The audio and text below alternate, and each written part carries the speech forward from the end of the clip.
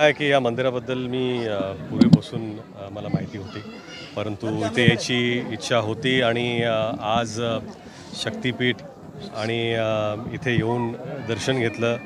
आपल्या महाराजांवरती एक एवढं भव्य दिव्य मंदिर आहे आणि इथे येऊन आपण दर्शन घेऊ शकतो आणि महाराजांचा संपूर्ण इतिहास या संपूर्ण परिसरामध्ये एवढ्या चांगल्या कलाकृतीमध्ये इथं दर्शवलेलं आहे किंवा दाखवलेलं आहे. ही पण छान गोष्ट आहे. माझं खरंच खूप खूप शुभेच्छा आपल्या सर्वांना की आपण महाराजांच्या प्रेमापोटी श्रद्धेपोटी एवढं भव्य मंदिर बांधलं आणि आज पहिल्यांदा आलो आहे, पण नेहमी मी नक्कीच येत जाईन.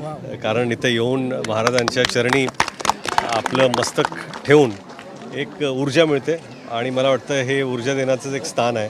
शक्तिपीठ म्हणजे शक्ती आपल्याला प्राप्त होते इथे येऊन, ते स्थान आहे म्हणून इथून छान वाटलं. नाही, मला ते विषय माहिती नाही आहेत. मला एकदम मी ते वाक्य ऐकले नाहीत, पण मला वाटतं की कोणीही महाराजांविषयी अपशब्द वापरले किंवा मला माहिती नाही, सर्वप्रथम मला माहिती नाही आहे.